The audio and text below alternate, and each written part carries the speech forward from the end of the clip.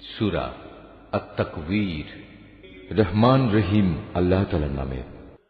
যখন সূর্যকে গুটিয়ে ফেলা হবে, যখন তারাগুলো খসে পড়বে, যখন পর্বতমালাকে আপন স্থান থেকে সরিয়ে দেয়া হবে, যখন 10 মাসের গর্ভবতী উটনীকে নিজের অবস্থার উপর ছেড়ে দেয়া হবে, যখন হিংস্র জন্তুগুলোকে এক জায়গায় জড়ো করা হবে, যখন সাগর সমূহে আগুন প্রজ্বলিত করা হবে, যখন কবর থেকে উত্থিত প্রাণসমূহ তাদের নিজ নিজ দেহের সাথে জুড়ে দেয়া হবে, যখন নির্মমভাবে গেড়ে ফেলা সদ্য প্রসূত মেয়েটি জিজ্ঞাসিত হবে কোন অপরাধে তাকে হত্যা করা হয়েছিল, যখন আমলের নথিপত্র খোলা হবে, যখন আসমান খুলে দেয়া হবে, যখন জাহান্নাম প্রজ্বলিত করা হবে, যখন জান্নাতকে মানুষের কাছে নিয়ে আসা হবে, প্রত্যেক ব্যক্তি তখন জানতে পারবে সে কি নিয়ে হাজির হয়েছে।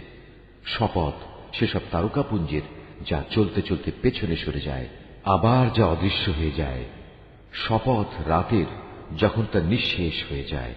শপথ সকালবেলার যখন তা দিনের আলোয় নিঃশ্বাস নেয়। এ কোরআন হচ্ছে একজন সম্মানিত ও মর্যাদা সম্পন্ন বাহকের মাধ্যমে পৌঁছানো বাণী। সে বড় শক্তিশালী। আরশের মালিক আল্লাহ তাআলার কাছে তার অবস্থান অনেক মর্যাদাপূর্ণ, যেখানে তাকে মান্য করা হয়।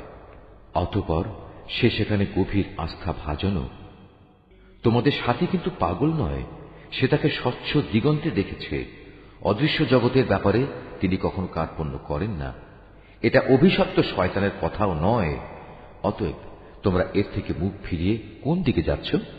এটা সৃষ্টিকুলের জন্য এক উপদেশ বই, কিছুই নয়।